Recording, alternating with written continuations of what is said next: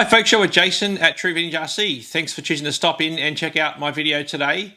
As I sit across from my DSLR camera, which is mounted just up there, there isn't actually anyone in this room, it's just me. And one of these days I'm going to have to do a behind the scenes look at how I make my YouTube videos. And I often look back at some of my videos and I think to myself, why is he squinting? Why does he half look like he's asleep or mesmerized? Well, because within a meter of me right here, I've got a giant light which is in full brightness, which is lighting up the front of my face here. And I've also got an overhead light here which just lights up this space. And yeah, it's really challenging looking through these two light areas into a tiny little lens back there in my Canon DSLR camera, which is mounted up on a bench. And anyway, maybe you did or didn't need to know that, but that's what goes on in the world of YouTube. You've got all these things going on. Anyway, back to the channel and back to the topic at hand, which is today being Friday. It's 2 weeks now up until the first of the official racing that's going to happen down at the Vintage Bash 3.0, KNOX Melbourne here in Australia.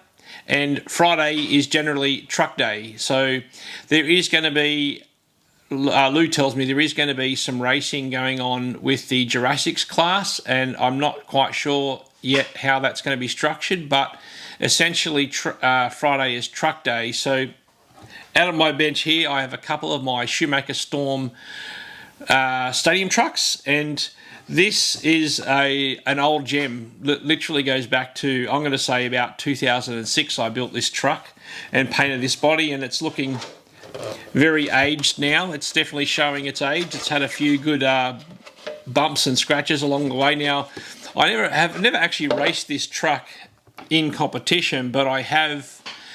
It has been around the Castle Hill RC track, because on the front of this truck here I have a mount for the GoPro. So I have driven this truck around Castle Hill. I went down on a weekday and I did a video earlier on in this channel where I wanted to show people who had never been there what it was like turning up to the facility, and I did take this truck around that track back then, gave it a bit of a rag around with the camera mounted to the front just to show people what a hot lap would look like.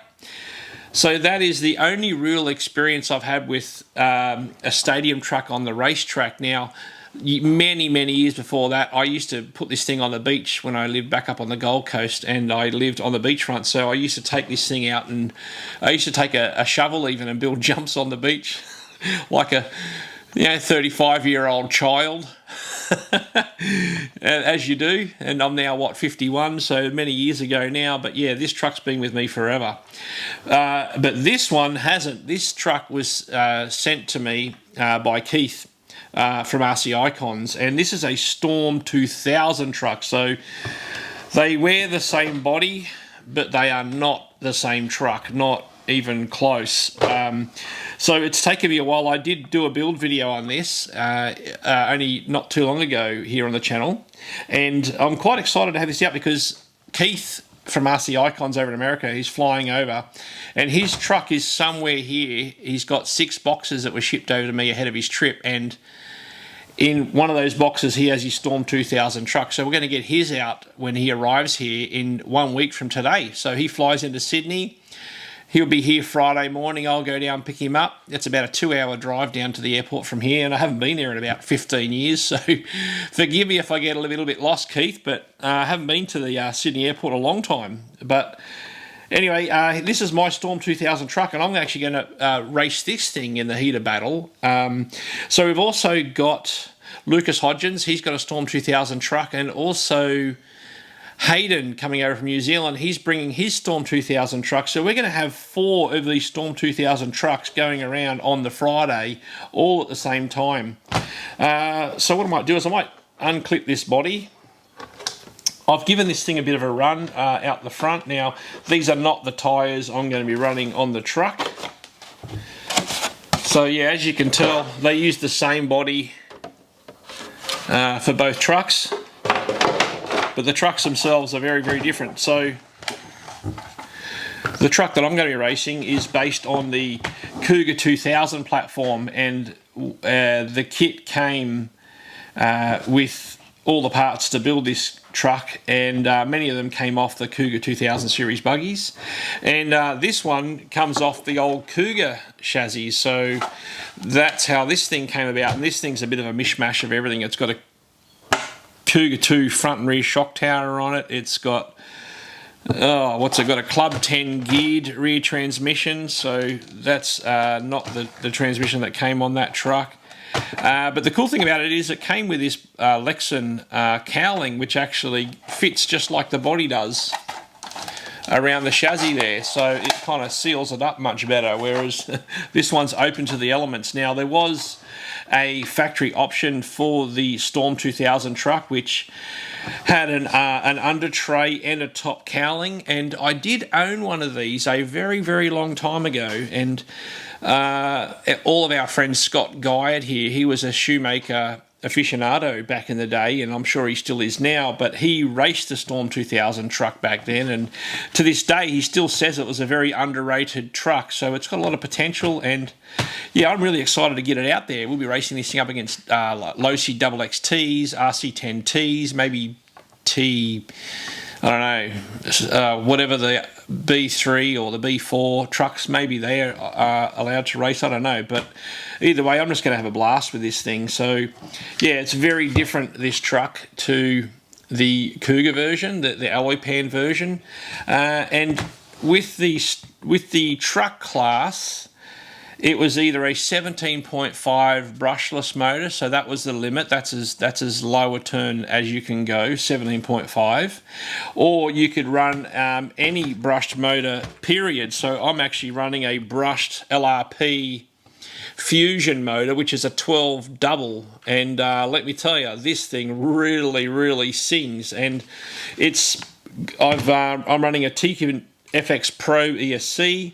I'm just running an old Spectrum radio. I've got a half decent KO high torque, high speed servo in there, and I'm also running the low center of gravity stock spec LiPo, purely because it actually fits in the chassis here nicely, and I don't have any other batteries that fit, so that's what it's going to be.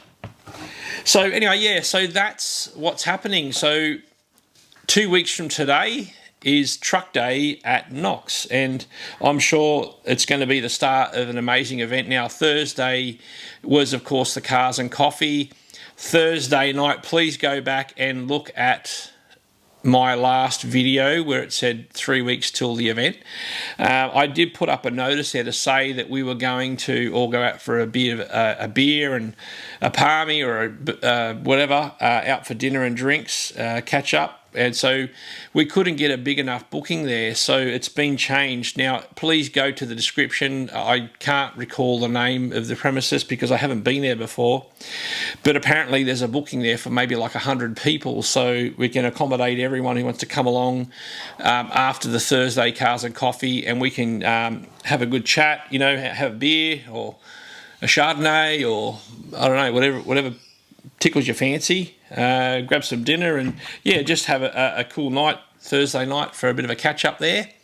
And then yeah, of course, Friday is truck day, and after we're done with truck day, Saturday is the two-wheel drive day, and Sunday being the four-wheel drive day. Yeah, so I've just not long gotten off the phone to Michael Gamba over in the USA, and he's coming over, and he's also bringing his wife, and what an amazing time they're going to have for sure. And yeah, so it's good to catch up with these people, and yeah, so that's what's going on at the moment. What I might do in the outro is let's get some video up from last year's truck classes that were racing there at KNOX, and you can see for yourself what some of these trucks are like going around. Now, they are very quick, and I've never raced trucks, so I'm yet to understand how it all works. I've got some decent rubber tyres, modern compounds that are going to go onto this truck here, so these scratchy old things aren't being run at the track. In fact, I think these tyres here would work better than these for sure, because at least these are a soft, pliable rubber, but these are what came on it in the factory back in the day, and there aren't any foam inserts.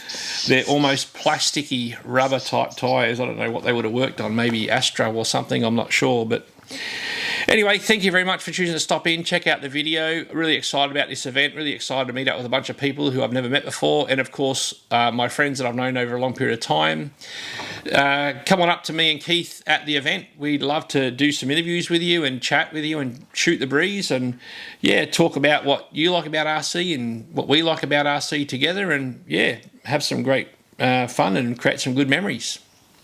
Anyway, thanks very much for choosing to stop in and check out the video. Please don't forget to like, share, and subscribe. Please subscribe, because the channel is slowly approaching the 3,000 mark. It'd be interesting to see if we can get to that before the bash, or maybe even over the bash. But yeah, as a non-monetized channel, as I mentioned in the last video, I've got some shirts that I'm releasing to the public that I've created a design for, and so far they're selling quite successfully, and there are about 24 shirts that have already been sold, and I'm excited to see people wear those things around at the bash or wherever you are in your country. Send me over some photos and I will feature them in these videos to show thanks for those who've shown the channel support. Anyway guys, thanks very much for choosing to stop in and check out the video, and we'll catch you on the next one. Bye now.